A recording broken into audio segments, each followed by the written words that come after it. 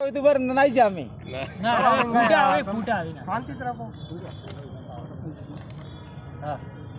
Sir, किस प्रकार की जो वार्ता प्रशासन के साथ हुई, किन किन मांगों पर चर्चा हुई, कौन कौन सी मांगें मान ली गई है और आगे अब क्या स्टेप रहने वाला है? सबसे पहले तो तमाम मीडिया चैनल को, मीडिया प्रभारी और तमाम खूब खूब मेरी ओर से, मेरी टीम की ओर से धन्यवाद, जोहार। जो दिलीप आहारी 26 तारीख को जो पुलिस की हिरासत में लिया था और पुलिस कस्टडी के अंदर उसको मारा गया, और मैं विशेष आपको ये बोलना चाहूँगा और ये न्यूज़ में भी हमारा आना चाहिए, क्योंकि कुछ चीज़ें ऐसी वायरल नहीं हो पाती है। आज हमारे जो पुलिस कस्टडी के अंदर भाई दिलीप आहारी को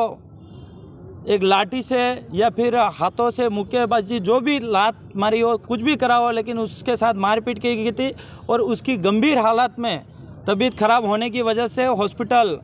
डूंगरपुर लाया गया और यहाँ से रेफर उदयपुर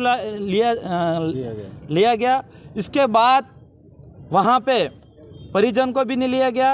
और हम लोगों ने कहीं के सोशल मीडिया के माध्यम से सूचना मिलने के बाद धरना वहाँ पे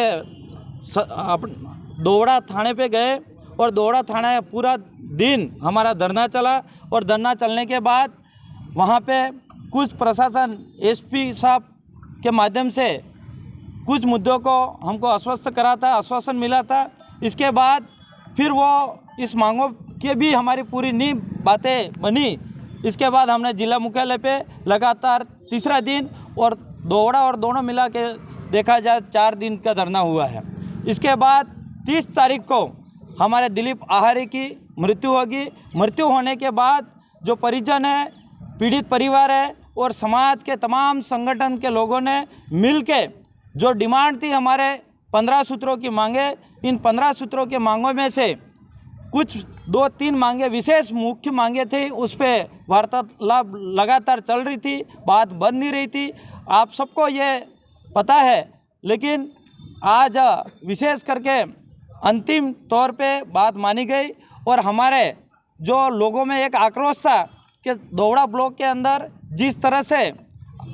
दोवड़ा थाने के अंदर जो आतंक मचा रहा था और लोगों के अंदर जो आक्रोश था, जो थाने के प्रति, जो पुलिसकर्मी है और सीआई के प्रति, वो आज हमें ऑफिशियल रिपोर्ट मिली। ऑफिशियल रिपोर्ट मिलने के बाद जो आने के बाद हमने हमारे धरने पे जो लोग बैठे हैं उनको सार्वजनिक किया गया, और सार्वजनिक में जो हमारा सीआई दोवड़ा थानेदार तेजकरण जी को सस्पेंड किया गया और साथ ही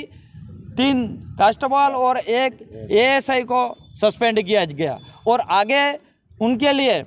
कानूनी रूप से कार्रवाई करने के लिए हम लोगों ने ज्ञापन भी दिया। एसपी साहब ने वो ज्ञापन स्वीकार भी करा, रिसिप्ट भी मिली, उसको भी बर्खास्त करने के लिए भी जांच आगे जारी है। साथ ही इसके बाद परिजन को एक सरकारी नौकरी की हमने डिमांड करी थी, तो टीएडी विभाग से जो हॉस्टल है, छात्रावास है रघुनाथपुरा के अंदर, जो पिताजी हैं 10वीं फेल है, उनको चतुर्थ श्रेणी के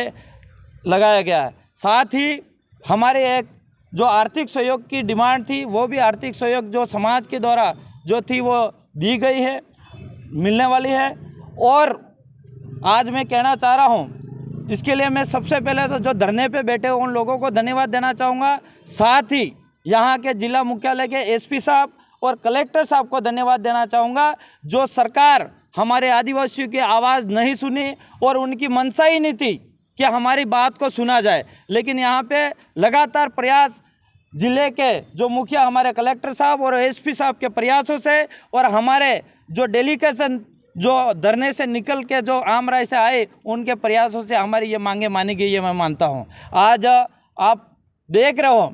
भाजपा सरकार है राज्य में, लेकिन वो सरकार हमेशा आदिवासी विरोधी है। लेकिन आज मुझे ऐसा दुख के साथ कहना पड़ रहा है कि कहीं न कहीं ये सरकार आदिवासियों के हत्यारी भी है, इस तरह से मुझे लगता है। इसलिए मैं ज़्यादा बातें नहीं रख पाऊंगा क्योंकि समय भी है और हमारे जो बात है आगे। एक हाँ, जो विवाद चल रहा था या कह सकते हैं कि सहमति नहीं बन पा रही थी आर्थिक सहयोग को लेकर, फिर वो आर्थिक सहमति कितने पे बनी है और कितनी राशि है वो तय की गई है प्रशासन की? आर्थिक सहमति बन नहीं रही थी, लेकिन हमारी जो डिमांड थी 1 करोड़ की, इसमें से हम ये कह सकते हैं कि 30% से ऊपर हमें बजट जो सहयोग राशि दिया करने का आश्वासन दिया है और बहुत जल्द इसका हमारी कमेटी को ये पता है और हमें पूरा आश्वस्त किया गया कि ये दिया जाएगा। लोग खाते पे ना थैंक यू वो तो एक आदमी का ही लेते हैं, आपका इतना वो तो काटेंगे।